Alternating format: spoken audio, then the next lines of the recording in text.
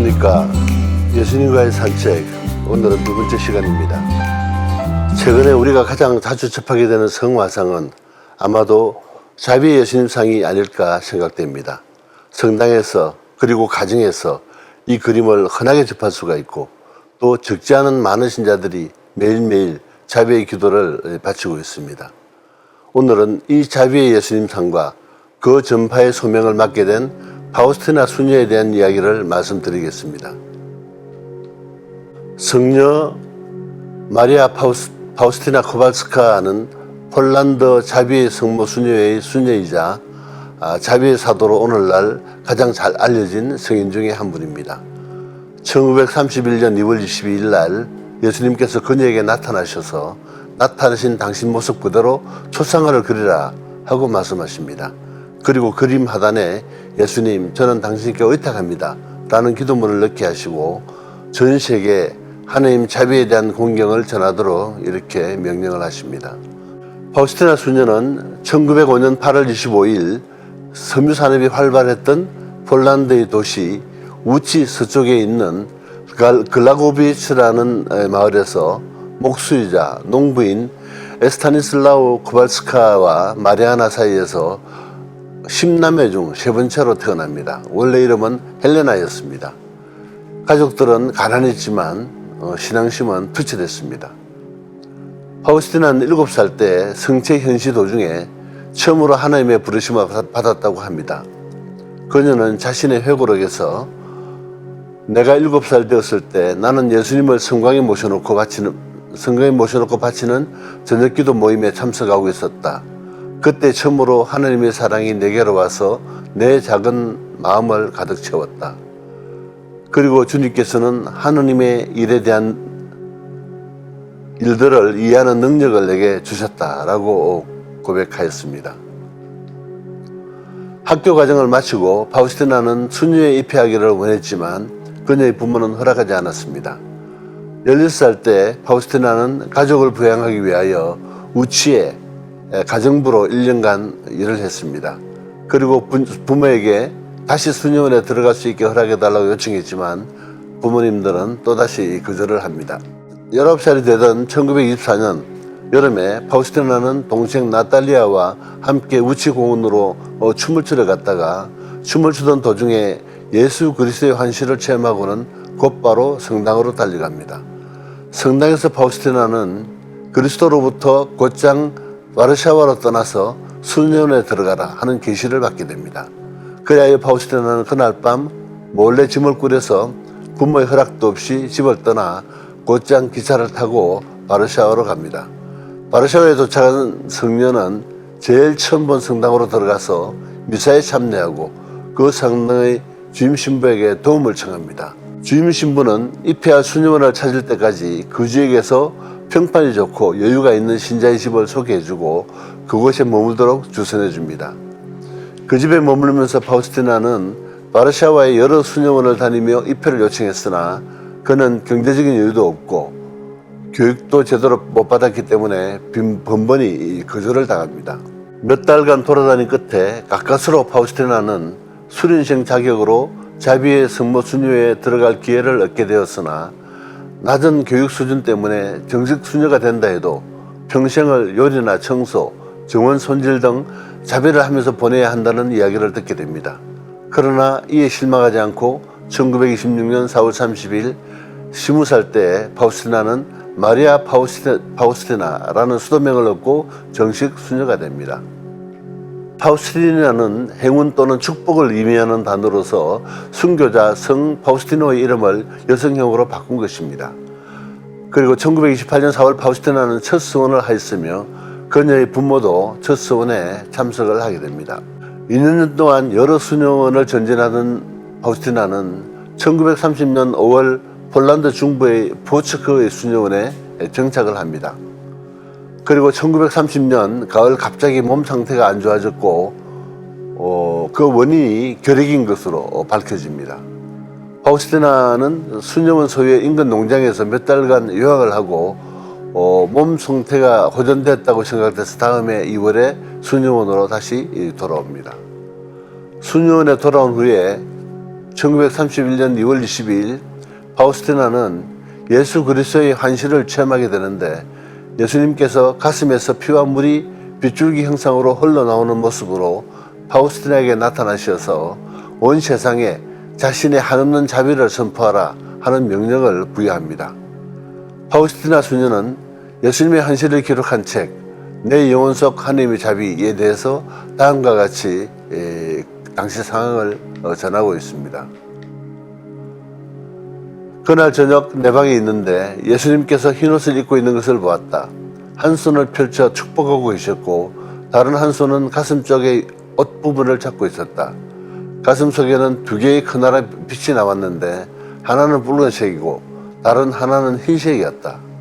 침묵 속에 주님을 바라보니 내 영혼은 두려웠지만 기쁨으로 가득했다. 잠시 후 예수님께서는 내가 본 것을 그림으로 그리고 그 아래에 예수님 저는 당신께 의탁합니다 라는 말을 적도록 했습니다. 내 딸아 내 자비에 대하여 세상에 말하여라. 옅은 빗줄기는 영혼을 어렵게 하는 물을 나타내고 붉은 빗줄기는 영혼의 생명인 피를 의미한다. 이 두 빗줄기는 십자가의 창에 찔려 내 심장이 열렸을 때 내 깊은 자비에서 흘러나온 것이다. 모든 인류가 나의 헤아릴 수 없는 자비를 깨닫게 하여라. 이것은 마지막 시대에 대한 표징이다. 이것이 지나면 정의의 날이 올 것이다. 아직 시간이 있을 때 그들이 내 자비의 셈에 의지하게 하여라. 그들을 위해 쏟았던 내 피와 물의 공로를 입게 하여라. 이어서 예수님께서는 당신의 지금 모습을 상분으로 만들라고 말씀하시며 이 상분을 공경함으로써 얻게 되는 현세의 축복들을 알려주셨습니다. 이 상분으로 나는 영혼들에게 많은 은총을 베풀 것이다. 그러므로 모든 영혼이 이 상분 앞에 나오도록 하여라. 나는 이 상분을 공경하는 영혼들이 멸망하지 않을 것임을 약속한다. 그리고 이 땅에서 특히 임종의 시간에 원수를 누르고 승리할 것임을 또한 약속한다. 내가 친히 그들을 내 영광으로서 지킬 것이다. 아울러 예수 그리스도는 예수 부활 대축일 이후 첫 번째 일요일, 즉 부활 제2주일에 교회가 공식적으로 하느님 자비주의를 지낼 것을 요청하였습니다. 1932년 11월 파우스티나는 수녀로서 종신서원을 하기 위해서 바르샤바로 돌아왔으며 1933년 5월 첫 번째 날 종신서원을 하고 자비의 성모의 종신수녀가 됩니다. 1933년 5월 말쯤에 파우스티나는 지금의 리투아니아의 수도인 빌뉴스로 정원과 채소 재배를 맡을 수녀로 정거를 갔는데 그곳에서 고해사제이며 후에 자신의 영적 조언자가 될 미카엘 소포코 신부를 만나게 됩니다. 소포코 신부와의 첫 고해성사에서 파우스티나는 자신이 일전에 체험하여 했던 그리스도의 환시에 대해서 이야기를 합니다. 이야기를 들은 소포코 신부는 파우스티나 수녀에게 자신의 친구인 정신과 의사이자 내과 의사인 헬레나 마주슈코 박사로부터 진찰을 받아볼 것을 주선하였고 이에 따른 검사 결과 파우스티나 수녀는 지극히 정상적인 상태다 하는 진단을 받게 됩니다. 이후 소포코 신부는 파우스티나 수녀를 전적으로 신뢰하였으며 그녀를 아낌없이 지지하고 도와주었습니다. 소포코 신부는 파우스티나 수녀에게 앞으로 일기를 꼬박꼬박 쓰고 환시를 통해 그리스도와 나누었던 대화와 메시지를 일기장에 기록할 것을 권유했습니다. 파우스티나 수녀는 소포코 신부에게 하나님의 자비 성분에 대해 말해주었으며 이에 소포코 신부는 1934년 1월 예술가인 자기 친구를 소개해 줍니다. 1934년 6월 소포코 신부의 친구는 파우스티나 수녀의 진술을 토대로 하느님의 자비 상분을 완성합니다. 파우스티나가 선종한 이후 여러 화가들이 앞다투어 하나님의 자비의 성분을 그렸는데 요즘 전해지고 있는 가장 알려진 그 상본은 아돌프 힐러가 그린 하나님의 자비 상본입니다. 1935년 4월 10일 성금요일 날에 파우스티나는 또 한 번 그리스도의 환시를 체험합니다. 이번에 예수께서는 당신의 상분을 공격하고 기념해 줄 것을 그녀에게 요청하셨습니다.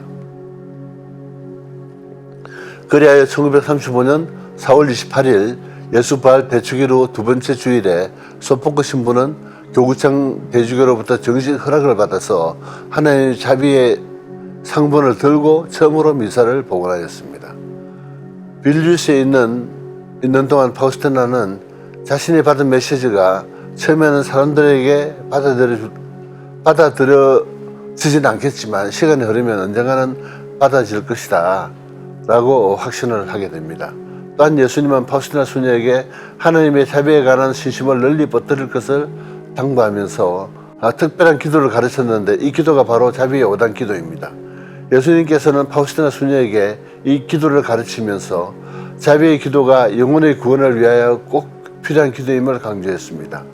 하나님 자비의 기도는 생애를 살아가는 동안에도 필요하지만은 특히 임종하는 영혼들에게는 더욱 절실히 필요하다고 말씀하셨습니다.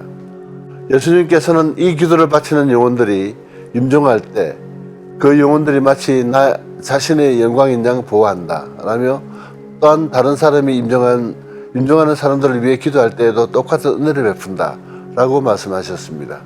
이에 임종하는 사람 곁에서 이 자비의 기도를 바칠 때 깊이를 측량할 수 없는 풍성한 자비가 그 영혼을 감싸게 된다 이렇게 말씀하시며 기도가 가져오는 은총에 대해서 설명을 했습니다. 파우스티나 수녀는 환시를 통해 자비의 기도가 어떻게 사람을 구원하는지를 체험하기도 했습니다. 예수님의 부탁으로 자비의 기도를 바치기 시작한 파우스티나 수녀는 끔찍한 고통과 투쟁 속에서 죽어가는 사람을 보게 됐습니다. 너무 미천한 상태에서 힘을 쓰지 못할 뿐 아니라 엄청난 수의 마귀들이 그 병자의 영혼을 기다리고 있었습니다. 파우스티나 수녀는 자비의 기도를 바치고 있는 동안 자비의 성화에 그려진 것과 같은 모습으로 예수님에게 나타나셨습니다. 그리고 예수님의 심장에서 솟아나온 빗줄기들이 그 병자를 감쌌고 어둠의 세력들은 급에 질려 도망쳐버리고 병자는 평화롭게 마지막 숨을 거두었다 이렇게 증언하고 있습니다. 오늘날 이 기도문이 수백 개의 언어로 번역되어 세계 각지에서 매일 수백만 번씩 반복되고 있습니다. 주님의 기도는 예수님께서 제자들에게 하느님께 향하는 방법을 가르쳐 주신 기도이지만은 파우스티나 수녀에게 가르쳐 주신 자비의 5단 기도는 자비로우신 예수님께 향하는 방법을 알려준 기도라고 하겠습니다. 1936년에 파우스티나 수녀는 급속히 건강이 악화되었습니다. 그리고 폐결핵으로 진단받은 그녀는 결국 크라쿠프의 요양소로 보내졌고 이후 파우스티나 수녀는 일기를 쓰는 것과 기도로 모든 시간을 할애하였으며 특히 모든 죄인의 회개를 위하여 묵조기도를 매번 바쳤습니다. 1937년 말엽에 파우스티나 수녀의 건강은 더욱 악화되어 갔으며 환시를 체험하는 횟수도 기하급수적으로 늘어갔습니다. 결국 예수님이 죽음을 맞으신 나이와 같은 나이인 33살 때 1938년 10월 5일 마지막 고백 순서를 마치고 크라쿠프에서 선종하게 됩니다. 수녀가 된 지 13년 만의 일입니다. 그녀의 시신은 크라쿠프 하느님의 자비 대성당에 안치되어 있습니다. 파우스티나 수녀는 성요한 바울 2세 교황에 의해 지난 1993년 시복되었고 이후 2000년에 시성되어서 하나님의 자비의 사도로 불립니다. 성요한 바울 2세 교황은 파우스티나 수녀는 하느님 자비를 세상에 알리는 공로를 인정받아 마땅하므로 크라쿠프 교구장이었던 1965년 파우스티나 수녀의 시복을 추진했으며 교황이 된 후 2000년 4월 30일에 시승을 합니다. 이로써 파우스티나 수녀는 2000년 이후에 시승된 첫 번째 인물이 됩니다. 1977년 교황 요한 바울 2세는 교황으로 선출되기 1년 전인 주의경 시절에 바티칸에 자비의 신심을 진지하게 검토하고 인가해 줄 것을 교황청에 요청했습니다. 그리고 그로부터 1년 후인 1978년 같은 폴란드 출신인 보이티아 주의경이 교황으로 선출됩니다. 이어 교황은 1980년 회칙 자비로우신 하나님을 반포하고 파우스티나 수녀를 시승한 2000년 부활 대축일 이후 첫 주일을 하나님의 자비의 주일로 제정하였습니다. 리투아니아의 빌뉴스는 성녀 파우스티나가 환시를 통하여 하나님 자비의 영광을 받은 곳으로 하나님 자비 성지로 지정받고 있고 현재 매년 전 세계에서 약 250만 명의 신자들이 이곳을 방문하고 있습니다.